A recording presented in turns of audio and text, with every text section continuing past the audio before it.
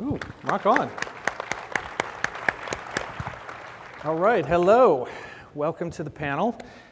So I think it's important to sit down and really establish what the agenda is going to be. We're going to make it really easy. It's 2 minutes of context, 28 minutes of insight. Does that sound about right? Sounds great. Sounds perfect. Okay, so here's the context. Over the last couple of years, I've been working with a variety of different founders and startups and smaller companies after moving from large enterprise, and I started to see certain things with founders. Now, if you're a marketer, you've got a swim lane in your company. If you're a COO, you're a CFO, you've got your swim lane. You've got your area of expertise, the thing that you bring. But if you're a founder, you don't have a swim lane. You've got everybody's swim lane. And even as you build and grow your company, you're still responsible for all of those different swim lanes within your organization. And so the founder has to be this sort of proverbial Swiss Army knife. They have to be all things to all people. They're negotiating a lease, they're getting office furniture, they're hiring new people, they're talking to customers, they're engaged at events, they're getting funding, they're everything for everybody. And nobody is that good. Nobody has all of those skill sets. And so when we sat down over the course of the last year, I started to realize that there's a book in here someplace. And so for the last year, interviewing 70 founders, entrepreneurs, investors, advisors, the people in the entire ecosystem to talk about what's it like to be a founder. And we started to see certain themes emerge. And then when I sat down with Caddy and Elena, we started to see that those themes emerge across a variety of different companies, that it's resonant, that it is in just about every organization, that founders have these same similar 5 or 6 things that they're always struggling with. And so now onto the insights portion of our presentation. That's what we're going to talk about today. Are we ready to go? Yep. Okay. How about quick introductions? Caddy, do you want to tell us who you are, what you do, why you're here? Yep. My name is Caddy Srinivasan. I run the global digital marketing team at Dropbox. So essentially, we look at how we can acquire users, engage them, nurture them, upsell them throughout the journey at Dropbox.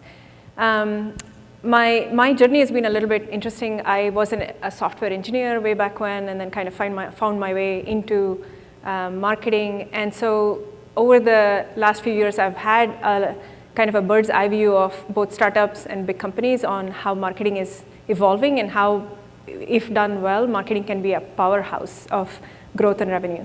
So that's what I'm here to talk about. Perfect, love it. Elena. My name is Elena Verna. I work for Malwarebytes, which is a cybersecurity company on endpoint solution. I run product design and marketing for consumer product for Malwarebytes. My journey really started in analytics. I was a data analyst at SurveyMonkey. That's where I started my career, and I went into product marketing, I went into product, then I went into performance marketing, then I went into growth. So to me, a lot of it is a blend between product marketing and analytics, and to drive acquisition and to drive growth, it's a fantastic question to ask nowadays because the lines are blurred more than ever before. So that's why I'm here. Perfect, love it. Okay, so before we begin, quick note to the tech team, the timer has not started, and if you don't start the timer, we will talk forever. Ever. So, a grateful crowd, sighs. All right, perfect. So let's start with the first one. The big question we hear all the time, when do I hire marketing? When do I bring marketing into the organization, right? So let's drop this bomb right off the bat. Big one, big topic we can discuss, lots of different avenues we can take off of this, but either one of you, when do you bring marketing in? Yeah, I can go first if you want. So I advise a lot of startups, and typically what I say is if you have product market fit, that's the time that you start thinking seriously about marketing, because that's the time when you start thinking about how can I actually scale up now that I know that my product has stickiness, it has engagement, it's not bleeding users, and now I can start going after a bigger TAM.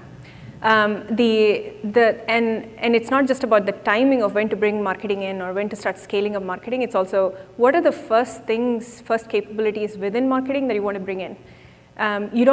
I typically say you don't want to start with brand because it's not something that you want to start defining right off the bat. What you want to start doing is more about growth marketing. So think about what is your funnel? How do you optimize the funnel?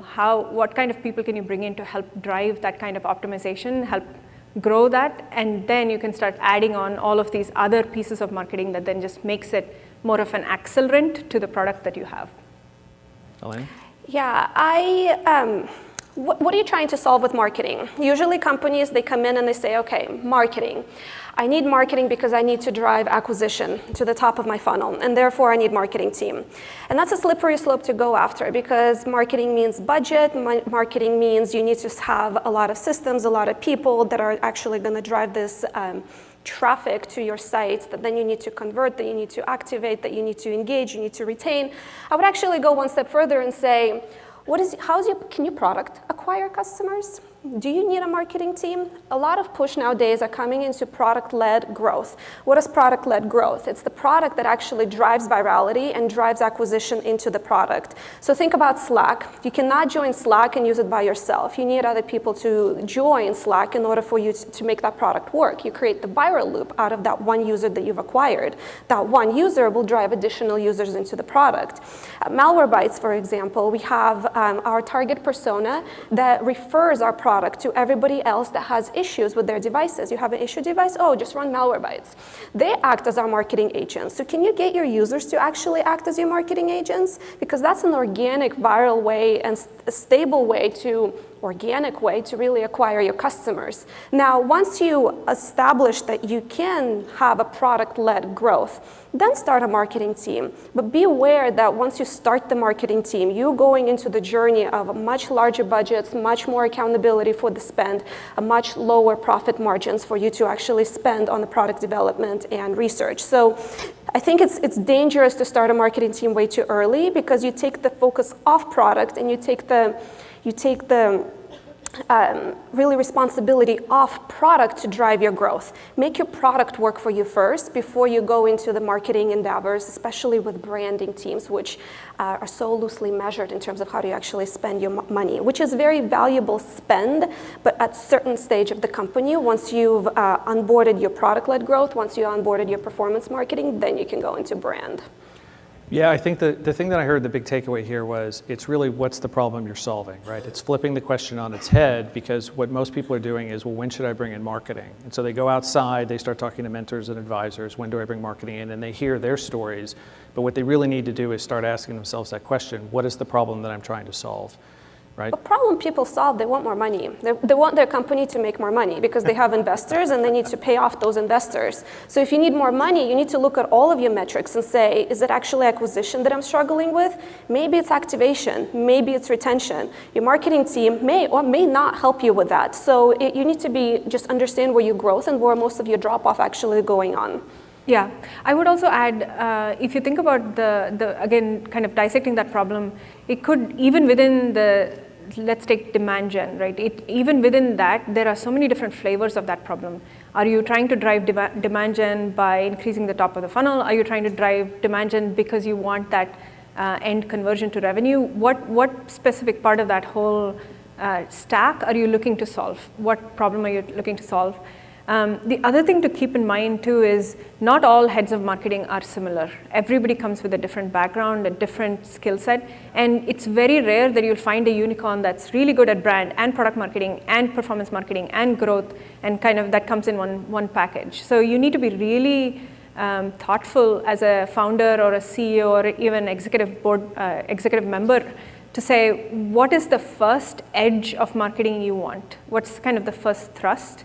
And hire for that, and then you start layering on, okay, what is the next problem that marketing can solve? What's the third problem marketing can solve? And then kind of build your team that way. Well, and the thing I think is really interesting is there really are those sort of three main buckets for marketing, right? You've got your product marketer, you've got your brand marketer, right? And then you've got your growth marketer. Yep. And you're not going to find all three in any one person. Maybe there's 3 people on the planet that can do all 3 of those really well, right? And they've already been hired by Ford and Coca-Cola, right? So you're not going to find those people. Maybe you find someone that's got 2, but more likely you're going to find that person that's got 1. And so what's the problem you're solving at that particular time, and using that as the lever to go bring in that kind of marketer. Yeah, you will never find people who are those, or I shouldn't say that, it's very rare to find unicorns, but what you're looking for is people who have the in-depth expertise in 1 or 2 of those areas, but know what to hire for in the area that they don't have skill sets in. And you also want to look for people who know when to turn on certain levers. Again, going back to what Elena was saying around brand, you don't want to turn on a brand investment when you're a small product, when you're just finding your product market fit. That's just going to burn a bunch of money. and nobody's going to be happy. So you need to find people who know when to turn things on and when to start addressing strategic levers for growth, and that should be part of a portfolio of skills that you look for in a marketer. Nice. And you don't necessarily need a cohesive marketing team either. There's so many companies out there that are now breaking it up. Product marketing sits with product, brand and creative sit together, performance marketing as marketed as growth marketing, and it sits with growth teams. So I think it's, you do what's right for your organization, so there's no like this big elephant in the room, I'm starting a marketing team. Just do what's right, get yourself the expertise that you need, get people that are just wanting to get things done, and position them in the best way organizationally for them to succeed. Then once you're big enough, you can start your cohesive marketing team, but there's fewer and fewer companies that actually have that. And there's a reason for that, because it's impossible to find that one leader that will be really, really good at both areas. Yeah, that's an interesting point. It was one of the conversations from the book last year. Talked to one person who did a lot with Tiger teams early on, and instead of hiring a big entire marketing organization, they would hire one marketer, and then they would find a good product person, they would find someone that had some savvy around the brand, they would find someone from sales, put together a team, and go solve one particular problem and do it in a really smart way, and then rinse and repeat, and that kept them from having to build a team of 10 or 15 marketers and use those resources to become more fit, more scalable, and drive their business. Yeah, I think that's a great that's a great observation. I think this also starts the question of how do you organize your marketing team. You could organize it by functional silos like product marketing, brand marketing, growth, but what you're talking about is there are some forward-thinking CMOs who have actually organized their teams around the specific areas of the customer journey. So they have teams that are just focused on onboarding, teams that are focused on first-time user experience, teams that are focused on retention. And so those teams are truly cross-functional because they pull in people from all of the different disciplines and force them to work on a problem together. And so you're essentially really focused on customer experience when you do that, and then you're making sure that somebody is responsible for all the different use cases of how users come in and how they stick to your product.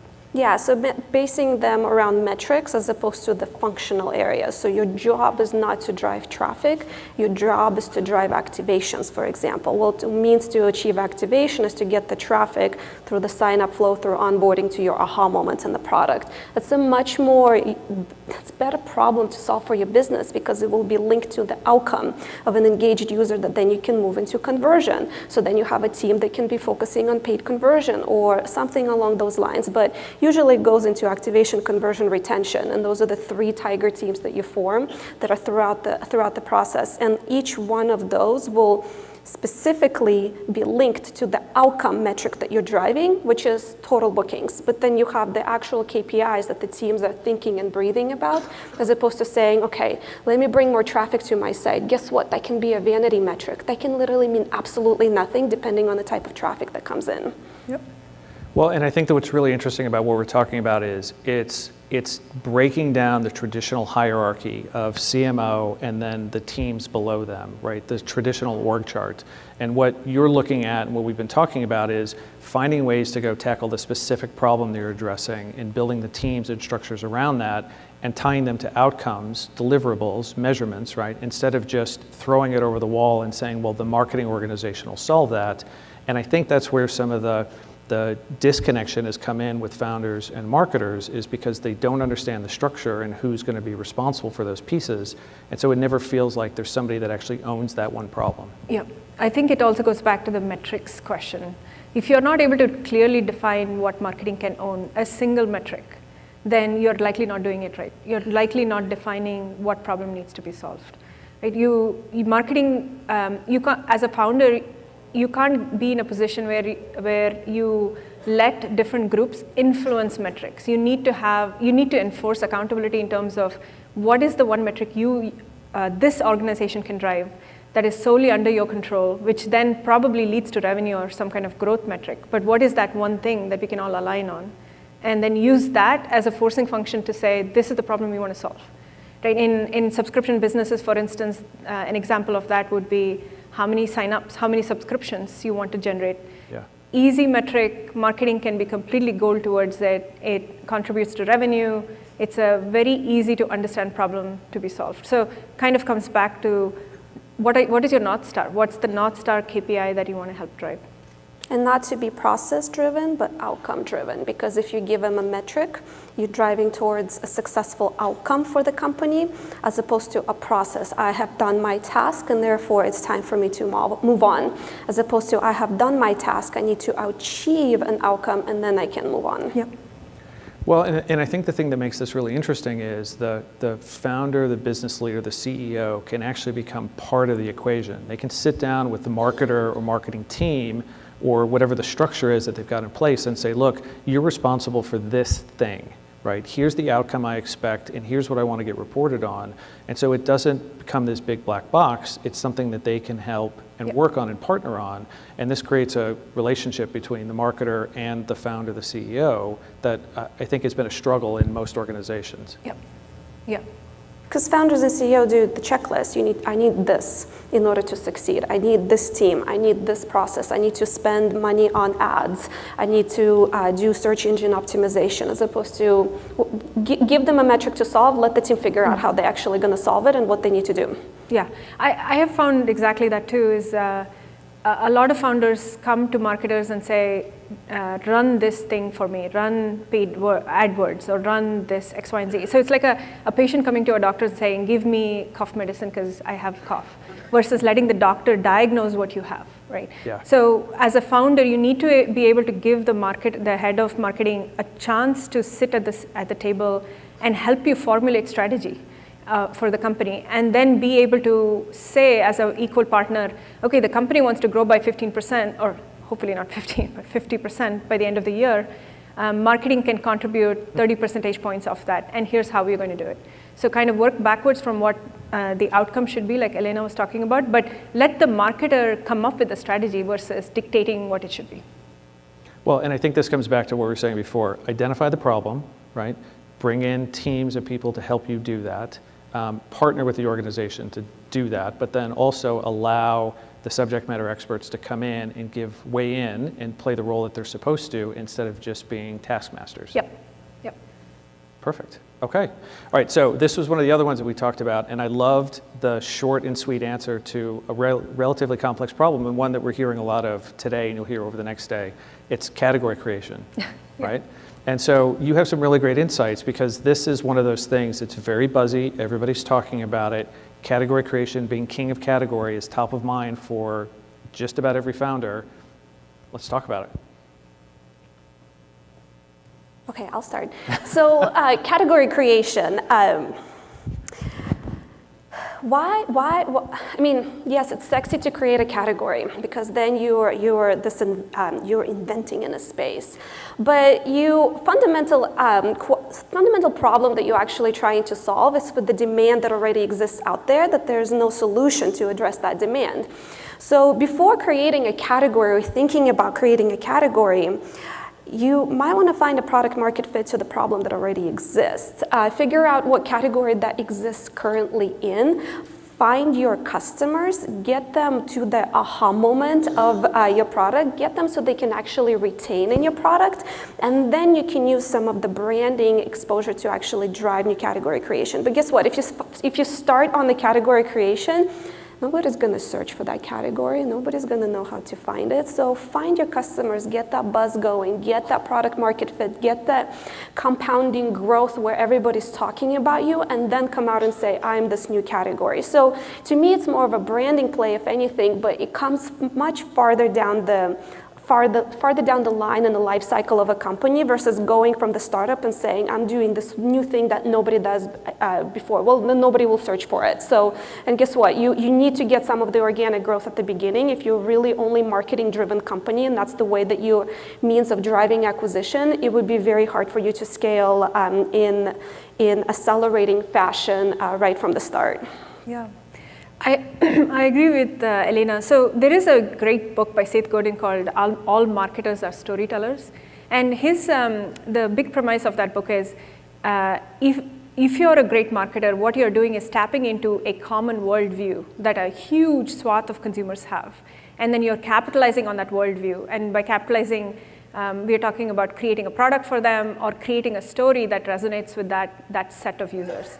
And to me, this idea of category creation is just that. you're identifying a huge set of users that have a common worldview of something, of a problem that needs to be solved or a need that needs to be met, and you're solving that problem for them, either through a product or a service or a story or a message or a brand product, a premise or something like that. And if you do it well enough and in big numbers and profitably, you have a category. You've created a category. So I think it's as simple and as complicated as that, is go back to the fundamentals. You want to build a great company. What do you base it on? It's based on the fact that a huge number of people across the world want your product for a need that nobody else has solved for them, and start from there, and then your category is naturally going to come, just if you do it the right way. Well, and what I love about the answer is, so category creation is big and weighty and can weigh on, like Atlas, right? Can weigh on a shoulders of a founder's mind, right? They can be really something that they struggle with.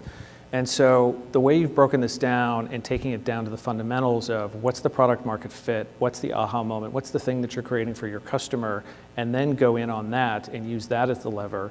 Category creation can come down the road, but it's just like a lot of things that we're talking about and we'll talk about, too early for some of these activities in marketing, whether it's brand or content or you name it, can be just as detrimental as not doing it at all. Yeah, and I also think when you start as a founder, you have a specific idea of what your product is and what need it is solving for users.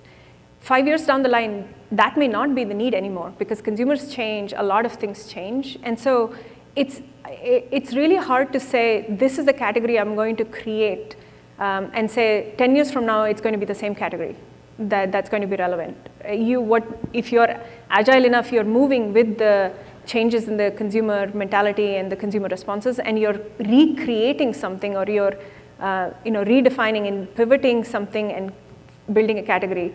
It's easy to say these people like Uber they have created a category, but that's in retrospect. We look back and we think, oh my God, yeah, they did create a category. But I am sure a lot of people, as they're going through the process, they're not actively thinking, that's my one thing I need to do. I need to create a category. What they're thinking is, how am I going to get this product in front of people and get them to love it? And that's what you should be thinking about. That should be your priority. Yeah, what the problem you're solving, can you get your customers to aha moment in a couple seconds flat after they've started engagement with your product? Do they have the need to come back? And then the bigger questions come in terms of, are you monetizing on the value metric for the customers? So does your engagement equivalent with monetization? Then you're actually solving fundamental problems that will really unblock your business growth, as opposed to saying, okay, I'm creating category creation and therefore my business is gonna grow. So those fundamental boulders are much more important to address from the beginning, as opposed to really anything else. Perfect, okay, I think we got a little more time. So here was one that we heard quite a bit was, from a founder or leader's perspective, the CEO or CFO doesn't confuse me. I know what the COO does.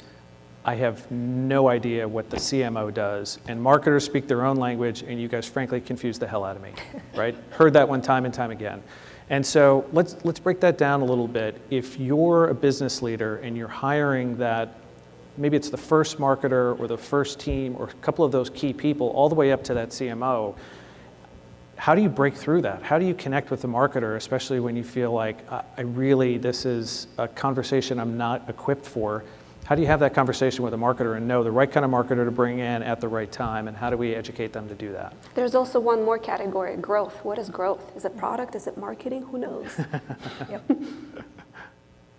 I think connecting, you just have to get people that are passionate about your product, that get it, that actually want to connect customers to your product, and that are engaged in it. So I almost think about closer equivalent of like product marketer is a great first hire, just because they will actually connect your product to customers and they will think about that journey, and they're agnostic of acquisition or conversion or engagement funnels. They're thinking about the entire customer journey. So think about more of generalists, I think, at the beginning, that can really context switch and help you with whichever problems that you're solving with, as opposed to getting specific specialists that will focus on one specific vertical of driving some certain activities in your marketing funnel. And then you just just grow it organically. So it's a need base, but getting generalist at the beginning, from my perspective, is the bigger bang for your buck that you're going to spend on a person actually getting you to the outcomes that you want.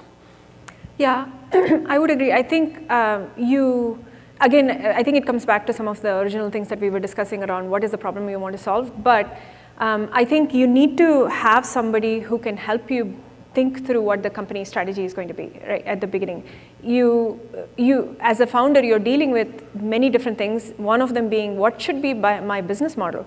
How should I do this kind of pricing? What is the impact that's going to have on users, and how do we bring users into the funnel? So you want somebody who can help you think through those kind of decisions. And so there needs to be a certain level of altitude and seniority for that person, like Elena was saying. At the same time, I would also balance it with, you need to have someone, you need to have a person or a few people in there who can be extremely scrappy. They need to be growth marketers, they need to be experimenting, they need to have the DNA of constant testing and iteration. And so you can't create strategy in a vacuum. You need to have the underlying data and assumptions to prove that. And so you need to have that balance of somebody who's senior enough to understand how to help drive strategy based on what's happening, and then an execution person who can help put out those experiments, get those learnings, and move fast. So I would kind of look at a set of people like that who you can bring in and assign them a problem, a metric, and say, go get this done.